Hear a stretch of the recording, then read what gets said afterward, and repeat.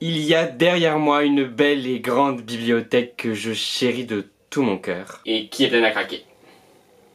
Et cette même bibliothèque regorge de bouquins de fantasy, de SF, de bouquins fantastiques. Et je ne parle pas forcément de jeunesse, je parle aussi des genres en eux-mêmes. Sauf que il y a ce truc en moi, vous savez, qui repousse toujours la chose. Alors ça, je sais pas pourquoi, c'est un trait incontestable de ma personnalité, c'est de repousser les choses alors que j'en ai très envie ou très besoin et que ça fait des charges mentales. Mais bref, on n'est pas dans la psychologie. Et après, comme t'as 10 000 autres envies de lecture et 10 000 autres envies de choses à faire et 10 000 autres choses à gérer dans ta vie quotidienne et pratique, ben tu mets ça de côté et tu ne les lis pas. Total, j'ai une culture en science-fiction, en fantasy, fantastique, tout ce que vous voulez, qui est vraiment nulle, alors que c'est des genres qui m'intéressent et dont je suis très curieux. Et là, si vous suivez, vous voyez où je voulais en venir. En octobre, c'est pour la deuxième fois, mesdames et messieurs, le grand mois de l'imaginaire, qui est un mois créé par des éditeurs d'imaginaire pour mettre en avant l'imaginaire durant tout un mois. Il y a des événements, à Paris je sais qu'il y en a pas mal, je sais pas dans les autres villes, voilà, je fais mon Parigo, c'est génial, j'adore. Mais il y a aussi plein d'actions en fait dans l'édition, sur internet, etc. pour mettre en avant les genres de l'imaginaire et les promouvoir. Et je me suis dit, oui, vous avez très bien compris, que j'allais me faire un mois de l'imaginaire personnel. Et je me suis dit que vous aviez peut-être envie de le faire avec moi, mais on y vient juste après, à la fin de la vidéo. En attendant, on va un peu vider cette bibliothèque et voir ce qu'elle regorge de trésors de SFFF.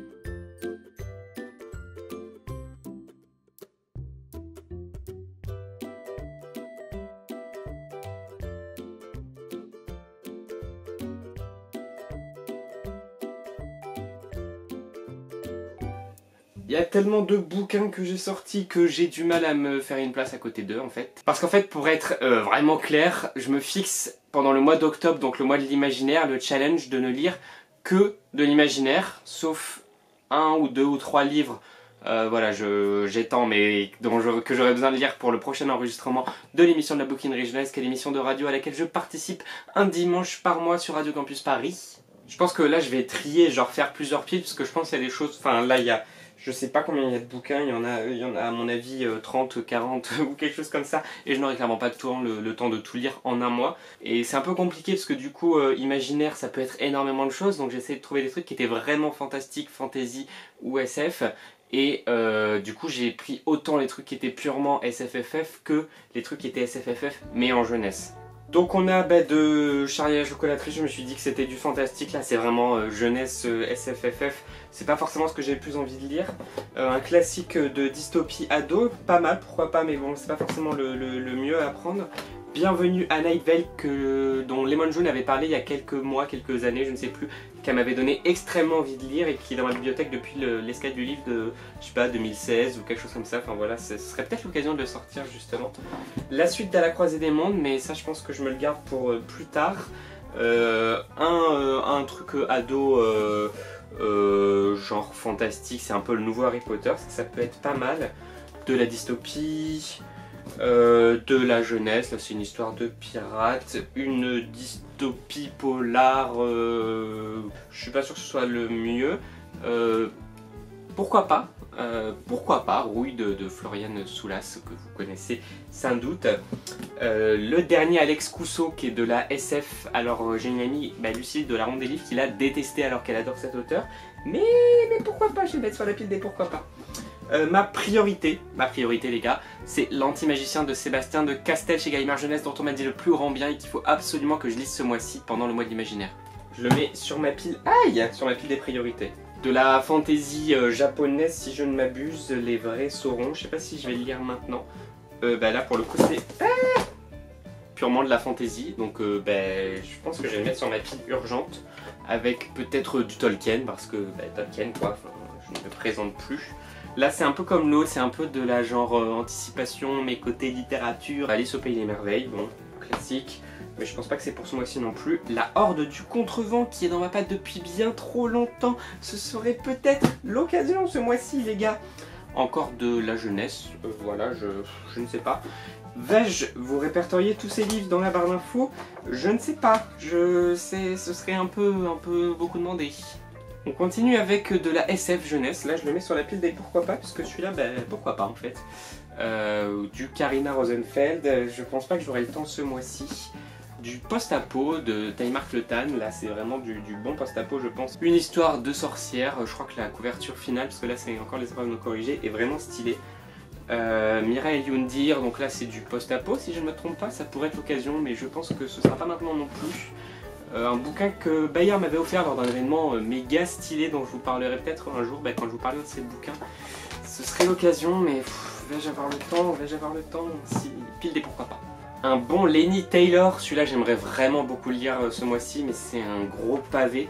Je l'ai acheté à la librairie du Nuage Vert qui est une librairie spécialisée en littérature de l'imaginaire à Paris qui est assez cool et du coup ce serait vraiment l'occasion mais c'est que des pavés quoi, enfin, c'est un peu le problème, il va falloir que je lise à donf les gars, à donf. Animal tome 2 qui est encore du fantastique, une réécriture de contes, ce serait cool mais encore une fois je pense que je n'aurai pas le temps. Gary Cook dont j'ai rencontré les auteurs à Caen, c'est des gars très cool et très fous aussi. Je mets leur livre dans la pile des pourquoi pas parce que pourquoi pas le dernier Bertrand Santini que je n'ai toujours pas lu alors que c'est sans doute très cool, tout comme le dernier Flor Vesco, mais c'est encore genre fantastique, jeunesse, tout ça, donc bon c'est peut-être pas trop dans le thème que je souhaiterais aborder au cours de mes lectures. L'archipel de Bertrand Puard, mais là, alors c'est peut-être dystopie, mais je suis pas trop sûr que ce soit dedans, mais je pense que je n'aurai pas le temps les amis. Un autre Karina Rosenfeld, cette fois-ci l'héritier des Draconis, là c'est du fantastique jeunesse, pourquoi pas, écoutez là ce serait plus rapide que tous ces autres pavés, par exemple ce Gilles Habillé qui est sans doute extrêmement cool, mais que j'aurai vraiment pas le temps de le lire malheureusement. Je me suis pris des BD, alors là c'est un peu la facilité parce que c'est plus rapide à lire. Mais je dis ça, j'ai des BD et des albums qui traînent à côté de mon lit depuis des mois. Mais alors il y a les 2 premiers tomes du Voyage de Milo qu'on m'avait conseillé. Le dernier Johannes Farc sur une histoire de vampire, un petit peu philo. Le dernier Zep, encore chez Rue de Sèvres, c'est de la dystopie, enfin du post-apo pardon, et puis de la jeunesse. Voilà. On a du Bernard Werber, on a du Harry Potter, du bon classique de chez Classique. Le Nom du Vent, que j'avais commencé fut un temps, et c'est exactement ce genre de bouquin que je me dis « Ah, je le lirai quand j'aurai le temps », et que je ne lis pas. Je rêve où il y a une enveloppe non ouverte dans ce bouquin. Je l'avais déjà ouverte, rassurez-vous. Encore de la jeunesse, du Stephen King, je redécouvre des bouquins dans ma bibliothèque. Encore de la jeunesse, ado, enfin celui-là il avait l'air très cool, j'ai toujours pas lu. Et le tome 2 d'un bouquin de fantasy de Lenny Taylor, en ado encore une fois. J'ai jamais lu la suite mais j'avais bien kiffé le tome 1, figurez-vous. Pour résumer, on a 1, 2, 3, 4, 5, 6, 7, 8, 9, 10, 11, 12, 13, 14, 15, 16, 17, 18, 19, 20... 21 bouquins dans la pile des livres que je mets de côté. On en a 1, 2, 3, 4, 5, 6, 7, 8, 9, 10, 11, 12... 13 dans la pile que je garde dans les pourquoi pas. Et on en a 1, 2, 3, 4, 5, 6, 7, 8... 9 dans les priorités. Mais oui, pourquoi pas Nathan? Comme si tu allais avoir le temps de tout lire, parce que c'est des pavés. Donc genre 48, oui, bien sûr je vais lire ces 50 bouquins en un mois. Et ce que je vous propose les amis, parce que plus on est de fous, plus on lit. Personne n'a jamais fait cette blague. C'est de participer avec moi à ce challenge de lecture. Je mets en barre d'infos un lien vers un groupe Facebook sur lequel vous pourrez échanger avec moi et avec les autres gens qui participent autour de ce challenge Moi de l'imaginaire. Il y aura aussi un hashtag qui s'affiche juste ici parce que bien sûr je n'ai pas réfléchi à ce hashtag avant la vidéo. Et j'espère que vous serez très nombreux à participer, que vous soyez un féru de littérature d'imaginaire, c'est l'occasion de ne lire que ça ce mois-ci, que vous soyez un novice comme moi et que vous ayez envie de découvrir, ou que vous aimez bien ça, mais que voilà, c'est un peu l'occasion de ne faire que ça ce mois-ci. Joignez-vous à nous pour lire des bouquins de l'imaginaire, et après peut-être qu'on pourra en débriefer, genre un live, ou une autre vidéo, ou un truc sur Instagram. Mettez-moi en commentaire comment vous aimeriez qu'on débriefe. Comment vous aimeriez participer à ce débrief, ce que vous aimeriez qu'on fasse les enfants. Et comme je suis un gentil les enfants, ce n'est pas tout, je vous ai préparé des petits conseils de lecture parce que si vous n'avez pas de livre de l'imaginaire dans votre palle ou que vous voulez que je vous aide un peu à y voir plus clair dans ce monde de littérature de l'imaginaire, dit le mec qui n'y connaît rien, je vous ai préparé des petits conseils made in Nathan. Et de fait, il n'y a absolument rien en littérature de l'imaginaire pure et dure, parce que je vous dis qu'en fait je dois découvrir ça, c'est plutôt de la jeunesse en fait. Donc il y a le premier tome de Filles de Chimère de Lenny Taylor, je viens de vous parler du deuxième tome. Il y a une couverture absolument hideuse, mais vraiment, alors que la couverture originale était plutôt pas mal. Mais le bouquin est vraiment bien, avec une atmosphère très particulière. J'en ai d'ailleurs parlé dans la première émission de la bouquinerie jeunesse qui avait lieu il y a 1 an, qui était également sur l'imaginaire. Et ben je vous invite à aller l'écouter, je mettrai le lien en barre d'infos. Je vous conseille aussi, serez-vous étonné, un bouquin de post-apocalyptique magnifique, très poétique, très bien écrit.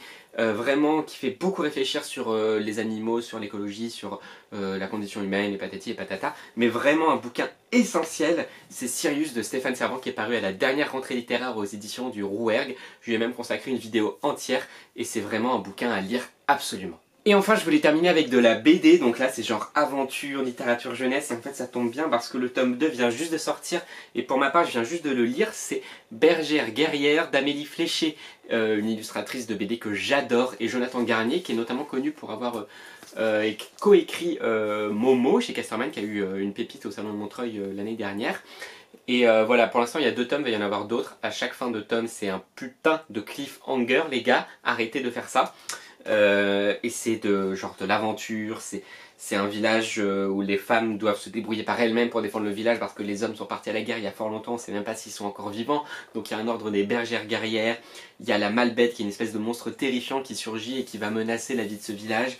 Il y a des personnages hauts en couleur, que ce soit des personnages féminins ou masculins, qui ont tous leurs forces et leurs faiblesses. Et il y a un univers graphique qui est tout aussi beau, poétique, riche et immersif dans un monde imaginaire que cartoonesque, drôle et plein d'action. Voilà, mes conseils de lecture s'arrêtent là-dessus. J'espère de tout cœur que vous me suivrez dans ce challenge de l'imaginaire. Si vous voulez me soutenir, n'hésitez pas à mettre un pouce en l'air, à vous abonner à ma chaîne, à me suivre sur les réseaux sociaux, vous connaissez la chanson. En attendant, j'espère que vous faites de très belles lectures. Rejoignez-nous sur ce groupe Facebook pour parler de littérature de l'imaginaire et surtout, portez-vous bien. Allez, salut tout le monde!